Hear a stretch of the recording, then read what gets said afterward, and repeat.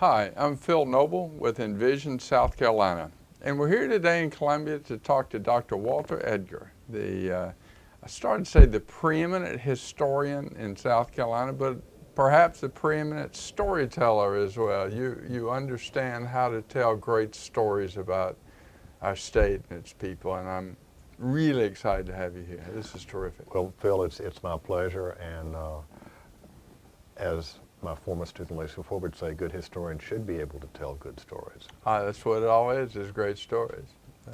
Talk a little bit about your first sort of cognizance of South Carolina as a different place, some sense of history and culture being awakened in Walter Edgar. How did that happen? Well, as you know, I'm not a native son.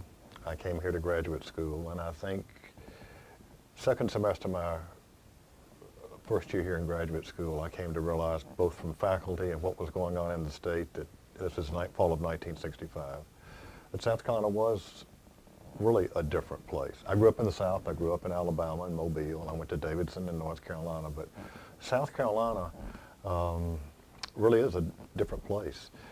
And part of that was I started dating a South Carolina girl, and as we traveled around the state, I found out there wasn't anywhere we could go that she didn't have a sorority sister or a cousin or whatever, that this place really is an extended family. Now that's changing some in the 21st century, but I think that's one of the things that sets South Carolina apart.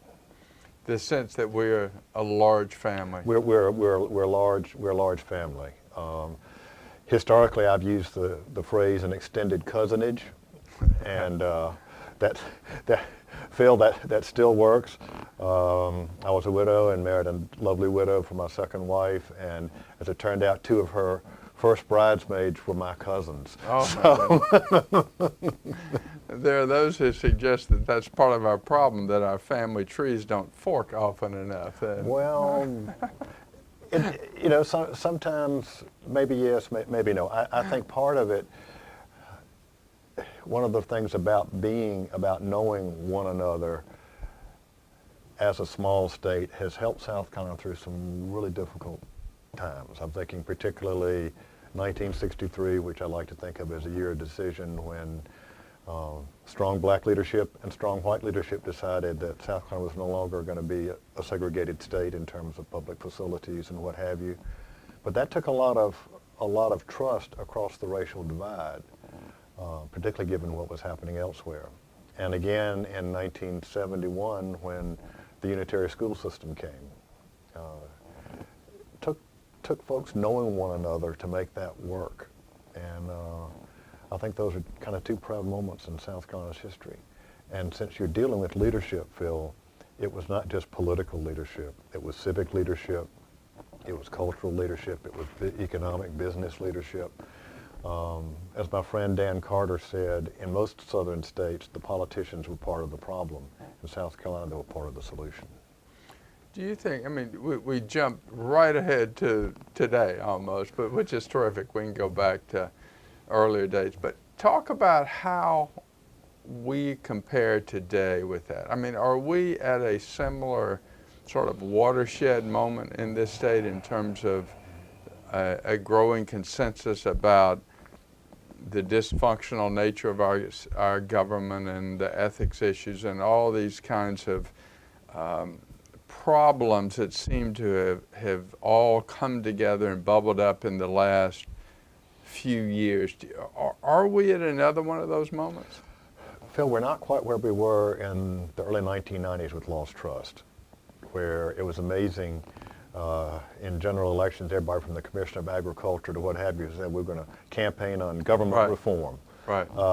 And it did happen, sort of. Sort of, right. I don't quite see that happening yet. People talk about government reform, but you know, I was on the commission that Carol Campbell appointed to study government, and there were two volumes. One dealt with state government, one dealt with local government, and that was the second volume. It never got past the shelf, never was even looked at. The local government stuff. The local government. And one of the places that government has been so successful in South Carolina, as you well know from being in Charleston, is at the local level. Look at the Charleston story. Look at the Greenville story. Right. Look at a small town like Newberry. where you've got public-private partnerships. But we're finding more and more since home rule came in the 70s is that the General Assembly has begun to close in and shut down avenues that local governments could use, sort of stifle them, keep them, keep things under the control of the legislative state. Hey man, that goes back to my period, the 1600s. I mean, legislative state starts in the 18th century, the early 18th century. Nothing's changed. So let's go back to that colonial era. South Carolina was one of the richest and most prosperous places on earth, and one of the principles of Envision South Carolina is we were a world-class city, a world-class state. We lost that through a variety of reasons, and what do we have to do to become world-class in the digital age? And so talk about just how rich and prosperous South Carolina was as a world leader in that early period. Well, and it began actually very early in the colonial period. By the turn of the 18th century, the early 1700s, South Carolina already had a favorable balance of trade with the mother country, which meant capital was being accumulated here. And it was invested in a number of things. It was invested in land and slaves. But one of the things that's different about 18th century South Carolina is people were willing to take a risk. If something worked, fine. If it didn't, forget about it. That was one of the problems in the 19th century. In the 18th century, they tried cattle ranching. That worked for a while. Then they went to naval stores, and when the English changed the rule on naval stores, that wasn't profitable.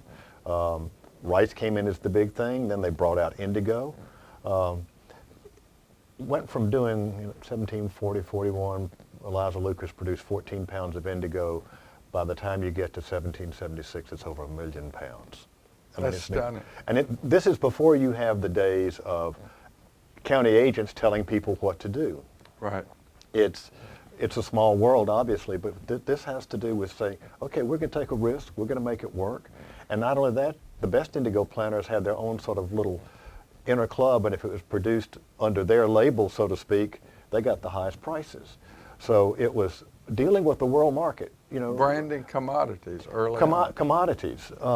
People talk about the global economy. Well, South Carolina was part of the global economy from its very founding. The first ship that brought the settlers out here took exports back to Barbados. It was some timber, but it was an export. So people were in the mindset of, we're going to make some money. And one of the differences is between then and now is in the 18th century and into the 19th century, up till the Civil War, the colonial government and the state government was willing to invest in things like infrastructure. All of those cuts and canals and early roads and ferries were built by the colonial government to help get products to market, to expand. It's an economic investment. Fascinating. I'd never thought about that, but you're the right. railroads were in this state were primarily funded not by private enterprise, but by the state of South Carolina. The Bank of the State of South Carolina was exactly that, which helped fund economic development. So the state was willing to invest in economic enterprise. That makes a difference. Investment. In the 21st century, you don't think so much of investing in infrastructure, although, Phil, we sure do need it. Look at the status of our roads. I mean, just how rich was South Carolina in the colonial era? In the colonial era, South Carolina was the wealthiest of the 13 colonies, which gives the folks in Virginia and New York heartburn big time. Absolutely. But when you start looking at the wealth, and this isn't something that Walter Edgar or Lacey Ford did, this is something that economic historians up east did a while back, comparing the economies and the wealth of South Carolina, Virginia, Maryland, Boston, Philadelphia, New York. South Carolina comes out on top. And in this book called The Wealth of a Nation to Be, which has got insomnia, I recommend it wholeheartedly. It's got some great appendices. One of it is the 10 richest Americans in 1774. The richest is Peter Manigault from Charleston. Then there's a guy from Boston. The other 8 after that are all South Carolinians. So 9 of the 10 richest people in colonial America on the eve of the Revolution lived in South Carolina. One of your students told me a story that I don't know is true, and I've been wanting to ask you this forever and ever. He quotes you as saying that when the revolution was brewing, that George II had let people know that if he could keep South Carolina, the rest of the colonies could go. Is there any truth to it? Is that true? It's George III. George III, forgive me. George III, you're right. Actually, there is some circumstantial evidence that during the Revolution, after the British had captured Charleston, followed very quickly by the terrible American loss at Camden, there were rumors that our French allies were willing to settle with what they called, and I've got to make sure that Latin is right, guys, excuse me, Oediipus. In other words, you keep the land you got. Right. Instead of going back to where it was status quo antebellum before the war. So the feeling was that the French were willing to let South Carolina and Georgia go, and the English certainly weren't opposed to that because they'd get the richest colony back. So yeah, the whole southern strategy that Cornwallis thought he was going to accomplish by Georgia, South Carolina, and rolling on up into Virginia, which obviously didn't work, was to get the southern colonies into heck with. They didn't care about New England, and they really didn't. Economically, they weren't significant. Because excuse me, one thing. South Carolina was the richest colony, but it's followed by Maryland and Virginia. So I mean, why worry about Boston or Philadelphia or New York? Well, there are those of us who haven't worried about them too much since. But that's fascinating. So, I mean, in one sense, it really was a chance if we'd had the right kind of politicians, we'd have a very different deal and a very different country. Well, I don't necessarily believe in alternative history, but I've speculated about that on a couple of essays I haven't published, but just with some dinner clubs that I'm a member of what if South Carolina had stayed within the British Empire? What a different world that might have been. Because, of course, had she stayed in the empire, that would have been in the 1830s that slavery would have been abolished. But you also would have had huge economic development in the terms of railroads and what have you by British merchants and capitalists in the American South. So who knows? I mean, it's one of those ifs of history, Phil. We'll never know. Absolutely. But you need to publish that for the rest of us to see. Let's talk a little bit about sort of modern South Carolina and what we have to do to succeed in the 21st century. One of the themes that I pick up in your work is this search for community, that we as a state are always trying to do that. On the other hand, if you look back over the last 25 or 30 years, the political leaders that we have always elected have been very independent types. They have been, Hollings and Thurman seem to both have, in some ways, many of the same political constituents. And, absolutely. Most of the governors elected since the mid-'70s have been people who ran against the system, ran against the politics as usual. How do you reconcile those two strains in our history? One, the sense of unity and community, and the other, the challenging of that unity and community with the politics of the outsider. Well, South Carolina is a contradiction. No kidding. Or, the old Churchill quote of, a puzzle wrapped in an enigma. Right. Sometimes we compartmentalize things. When you're thinking about people challenging the system, certainly Dick Riley ran as an outsider. Right. Carroll Campbell ran against the good old boys. Absolutely. Mark Sanford. Nikki Haley. Although if you look at election results, the Haley election in what's supposed to be a red state was pretty narrow. Yeah. So. But the message of the outsider is I guess what I'm saying. It seems to be the message of electoral success. Well, certainly it has been recently. It didn't used to be I mean, at one point we had, in the U.S. Senate, we had the longest serving senior senator and the longest serving junior senator. Right. With incumbency, people understood that incumbency made a difference. We've actually had a U.S. senator elected because he said he didn't want to bring home the bacon anymore. Right. I mean, that was unheard of in South Carolina, going all the way back to Ben Tillman, who, by the way, despite the fact that he hated the federal government, made sure we had a naval base in Right. Charleston. Right.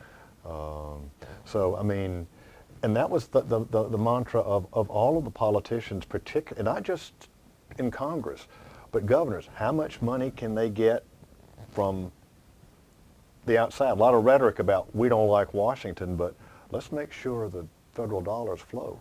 And we still are a state where we get about $1.30 for every dollar Right. we send. So we got to be careful about talking about we don't want this, that, and the other, because federal money, whether it's pensions or Fort Jackson or what have you, make a big impact in the economy of South Carolina. And looking at that, the next stage of our economy and moving from agricultural to industrial to sort of the digital information age, what do we need to be doing? What do we need to focus on in this state to be successful or world-class again? Education. We've got to invest.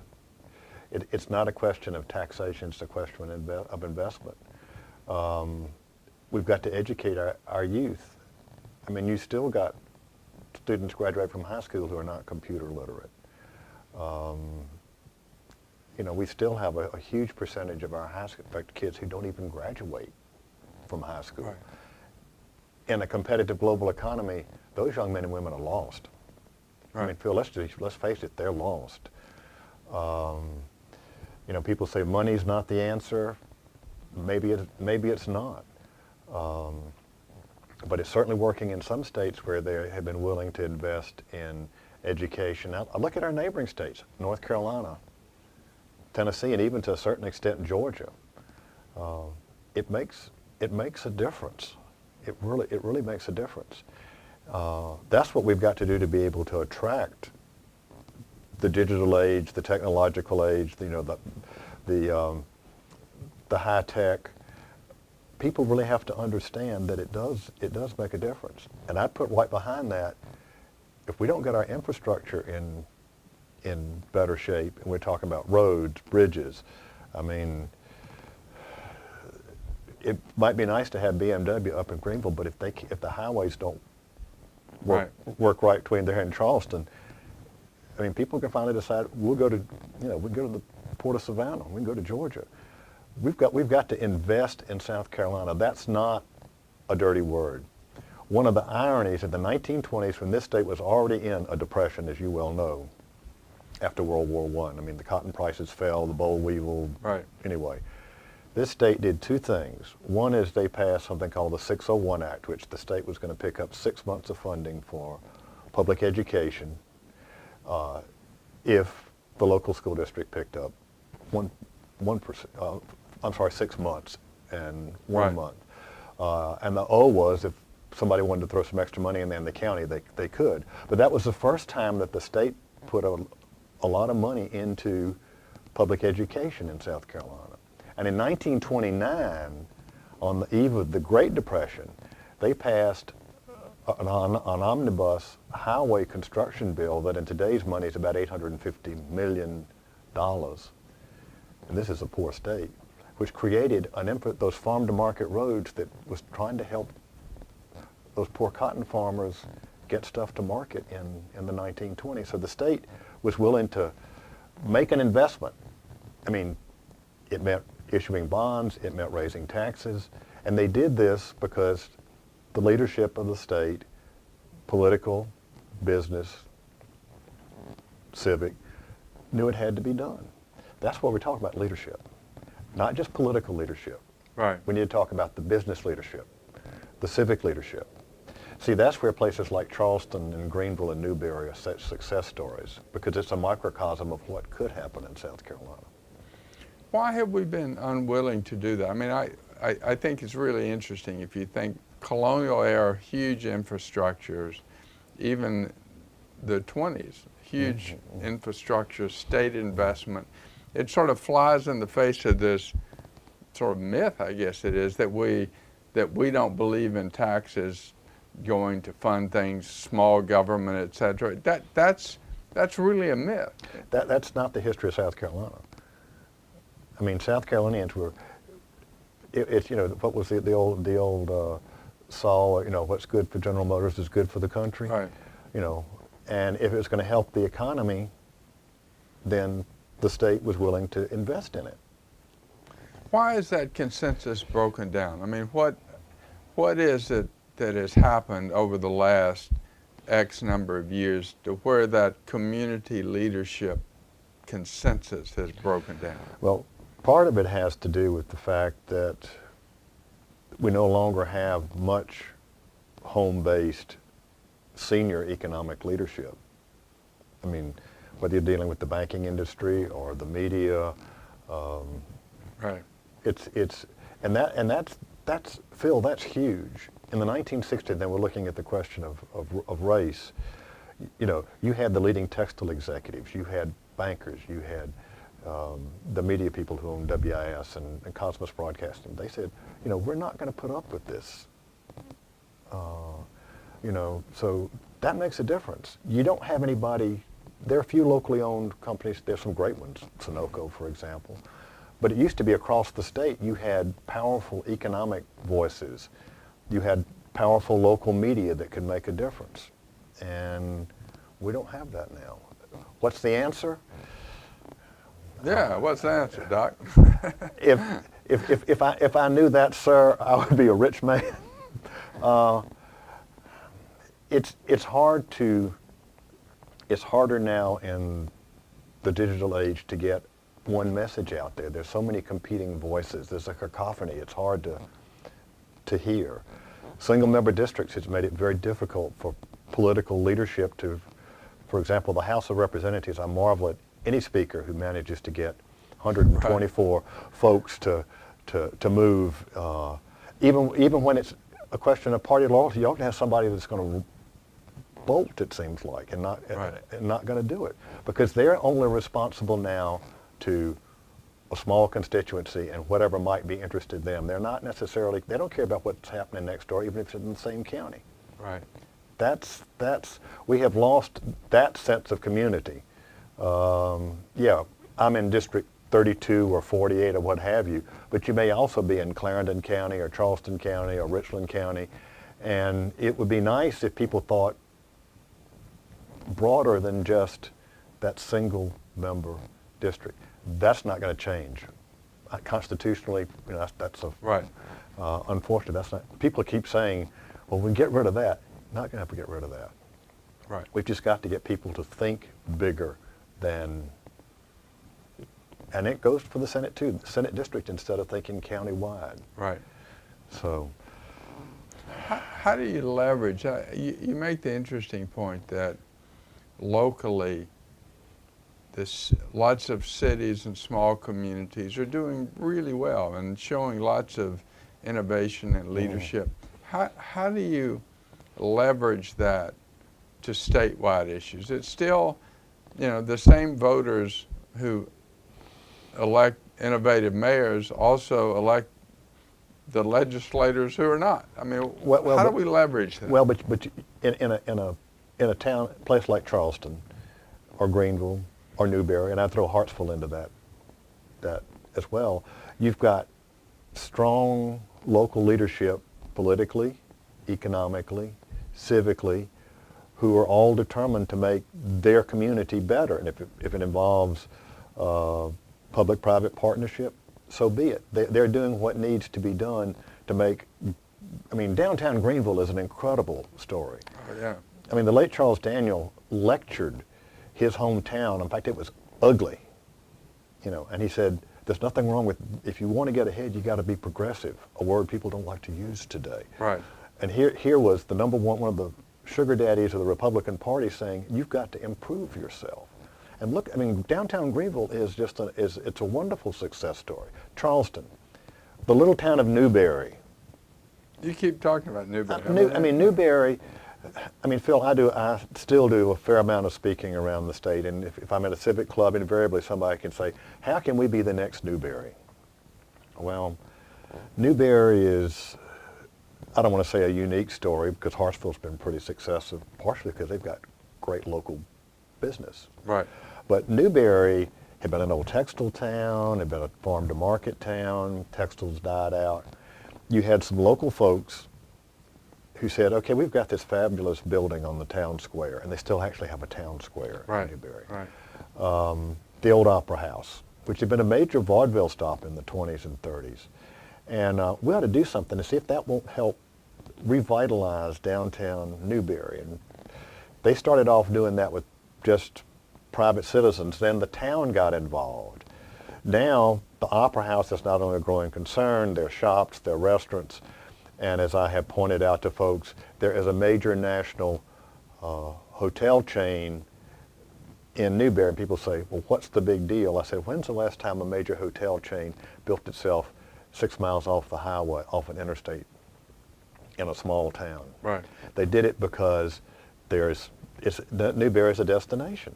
But it took a combination of civic leadership, in Newberry's case, cultural leadership, but also the political folks had to get involved. It couldn't all be done by the private sector. So, you know, that's what it takes. How do you leverage that to the across state? the state? That's hard because you probably have some places where there's not strong local leadership. I was talking years ago to Ben Boozer, who I'm sure you know, and I asked Ben what made how to grow small towns, and he said, find whatever it is that the town thinks is special, polish it, highlight it, put it on a pedestal, and build off that. He said, it doesn't matter what it is. Well, Mullins is trying that with tobacco. They've got a tobacco museum there. Yeah. And they understand, I mean, in fact, downtown Mullins, the business community that was built there at the turn of the last century, the main street's intact. The residential areas off of that came up in the early 20th century are still there. So it's not that far off the interstate. And they've actively talked over there about ecotourism and historical tourism in the town of Mullins. And public and private folks got that tobacco museum together. It's a good little museum. It's a good little museum. And it's just the start. They understand if they want that town to become a tourist center, the answer is not, let's just tear down all those buildings on Main Street and put up a nice 21st century concrete block monolith. Right. Let's try to help folks keep that. Folks like to walk down a main street. Have you seen the new shopping centers like out at Sand Hills here in Columbia? It's like a village. Right, it's a reversion. It's a reversion, yeah. So I think what Ben Boozer was saying is absolutely right. What you got, when you got it, flown it. Push it, push it, push it. That's what Charleston, America's, most historic city, used to talk about being undiscovered. Charleston is no longer undiscovered. It's been discovered. It's there. If the body politic of South Carolina got together and in their infinite wisdom decided they were going to make Walter Edgar King Walter I, and they put you on a throne over the State House and lined up around the Capitol and said, "Sire, what shall we do?" What do you tell them to do? I'd say, first of all, we're going to have true government reform. We're going to get rid of the 200 or 300 commissions that are making it very difficult to do business, making it very difficult to have strong local government. You've got some localities that, if you look at taxing commissions, you sometimes have 5 or 6 different governmental bodies that are involved. Let's get rid of that. Thank you very much. You can have county government. Maybe you want to go to metro government like some places have gone. I don't think that'll happen here in Richland County, but it could. Let's do real government reform first. New Constitution? You don't have to have a new Constitution to do that. Now, actually, I suggested that at once. Before went to help Carol Campbell, Blease Graham and I wrote a series of essays. We suggested a new constitutional convention. boy, you'd have thought we had attacked something holy. The late Tom Pope, who'd been Speaker of the House from Newberry, wrote me this long handwritten letter, about what a lousy idea it was. Right. The last line was, "But if you have a convention, I want to be there." I think you can, when you start messing with the fabric, and the 1895 Constitution is a pretty bad, it's a pretty wretched piece of work. Right. Instead of having it a basic outline, as you well know, It's all about slavery. Well, Civil slavery's rights. gone. It's Well, right. Residual slavery. It meddles in what counties can and can't do, and Right. all. It's just detail. I don't know that we could even come to an agreement community-wise to do that. But you could say, okay, let's get rid of all these boards and commissions. That's going to take political willpower because people enjoy being on this. Right. They get their license plate and their perks, and they. And many of them, most of them aren't even paid. I mean, Right. but it's a status thing. The next thing I would do is when you do that, that's going to actually help. I think that's going to help business big time. You get rid of all sorts of layers of requirements and Right. licensing and what have you. It might even end up with, you might have 2 or 3 different water districts in a county. I mean, Right. anyway, that helps. It simplifies things for everybody. Then I think we really have got to somehow tackle the conundrum of education. I don't have the real solution, but we've got to take a real hard look at how we educate the future of South Carolina. Those young men and women, we're turning out still double digits of kids who don't graduate from high school. Right. And those kids are lost. They're going to be lost. They're already lost. 40 years ago, you could be a non-high school graduate. You could go to work in the mill, go to work in the local filling station. For a young girl, woman, you could be maybe a steno. Those things don't exist anymore. You can't high tech. If you were to go to the Milliken Mills these days, I mean, you have to have a college engineering degree in order to Right.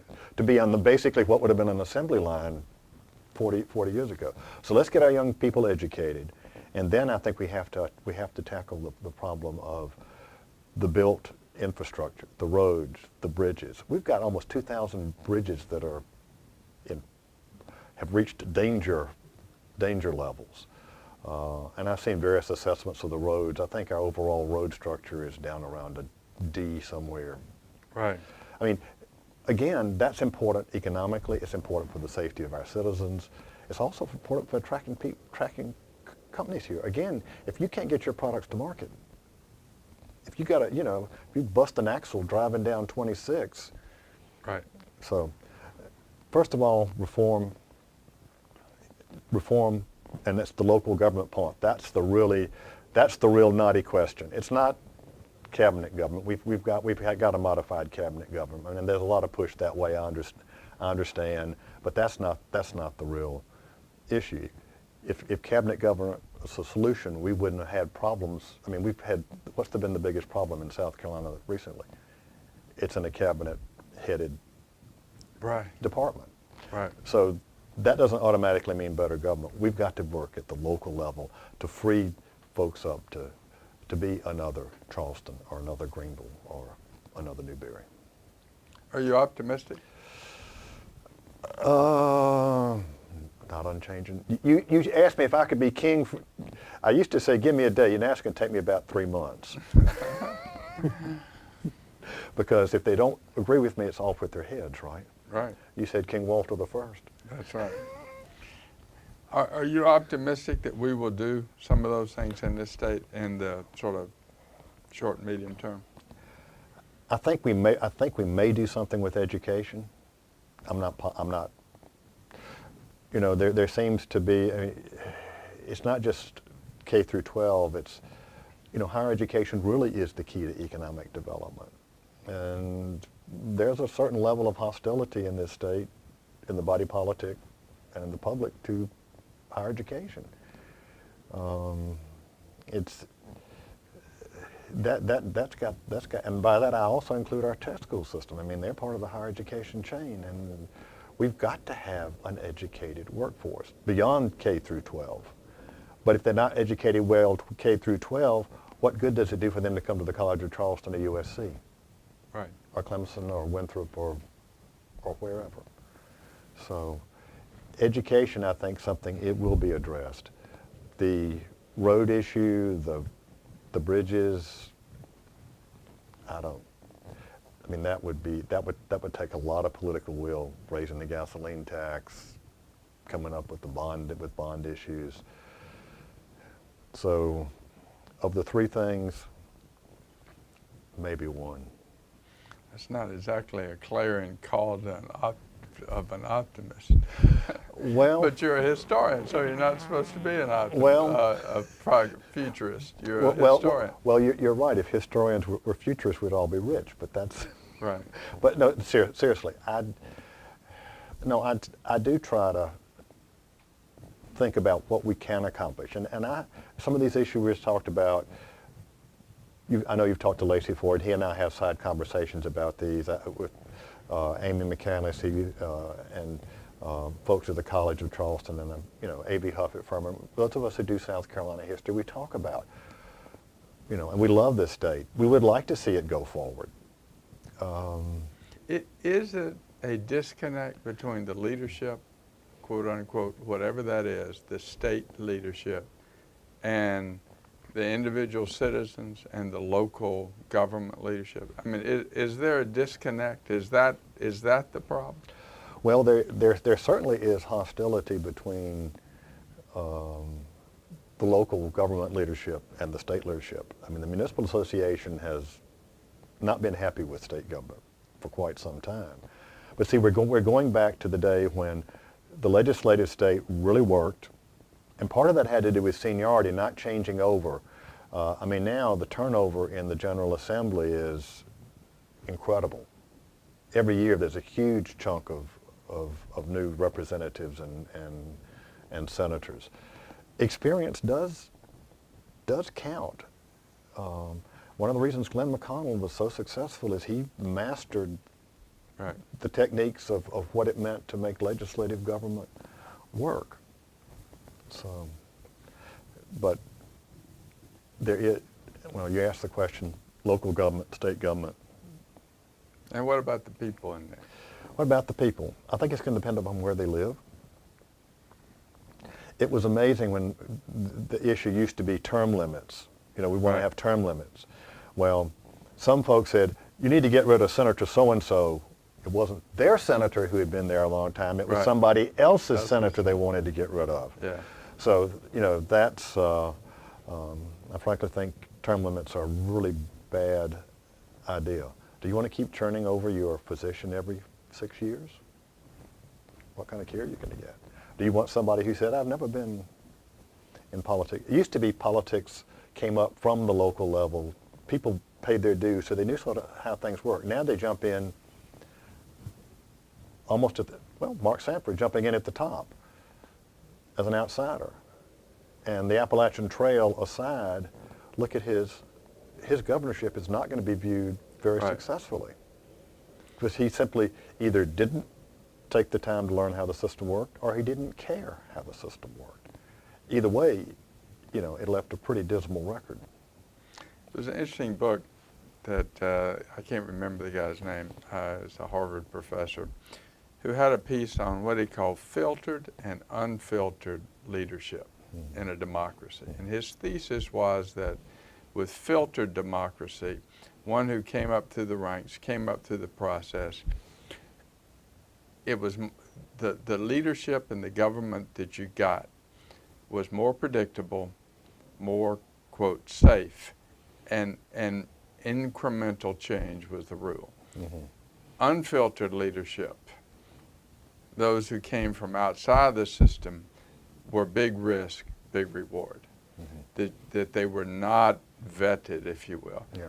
And and he points to people like Lincoln and Roosevelt as being these unfiltered leaders. Well, React to that within the South Carolina context. Ben Tillman's an example of an unfiltered leader. He hadn't done his dues before he ran for governor. Yeah. Big risk, big change, for whether you like it or not. Right. Students say, I can't believe you have a chapter in your book named for Tillman because you clearly don't like Tillman. I said, you can't deny, whether you like him or not, can't deny his impact on the history of the state of South Carolina. Right. So even though some of those people ran, Strom Thurmond ran against the system, he was actually considered people forget, he was considered the radical in that gaggle of folks running for governor in 1946. I remember that. And folks also forget a great deal happened under Thurmond's administration. Schools went to 12 years, 9 months. The Pardon and Parole Board was created, got rid of a very corrupt pardon system in South Carolina. More money spent on highways and infrastructure. I mean, a lot of things happened when Strom was governor. People remember 1948 to forget what he was doing back here in South Carolina. So, anyway. What did we forget? Huh? What did we forget? I don't know. I could sit here and chat with you. You asked the right questions. I could sit here and chat with you all afternoon, son, but that's... Is there anything that we in South Carolina have that is a advantage globally or a unique selling point? What is it that we in South Carolina, if we aspire to be world-class in this globally connected world, what should we concentrate on? What's our competitive advantage? What's our unique selling point? We had one in the 60s and 70s. Which was? Which was political and social stability compared to the rest of the South. There was no, right. Aside from the Orangeburg tragedy, there was no Birmingham, there was no Raleigh, there was no Macon, no Ole Miss. And that led to a lot of the international development. A lot of the international development. A lot of what we would our tech system. Right. That was incredibly innovative when it came in. It's still effective, but everybody else has got one. Got one too. The whole question of subsidies, tax breaks, there are lots of debate about that. Right. That's not something we can offer that's unique. We have an incredible location, location. This isn't, an incredible place to live, whether you are in business or whether you are retirees. Look at Sun City and right. What's happening up Glassy Mountain and places like that. So we don't have an obvious one. Right now, I don't think we have an obvious one. Can we create one? I'd like to think so, and I'll go back to education. We create a first-class education system, or we do more. We started to work on this whole idea of incubating technology with, the chaired professorships. Right. Smart states. The smart state. Build on that, because that's what's going to attract world-class people here. And if you bring in a nuclear physicist to Clemson, he or she's going to be attract students and others who want to work with them. Right. That's going to happen. In the technology field, it may be in medicine and biotech. Because now there's a lot of synergy between the medical university, Clemson and USC on those kind of things. Let's stop thinking in terms of competing and think in terms of cooperating. And I think mass attracts.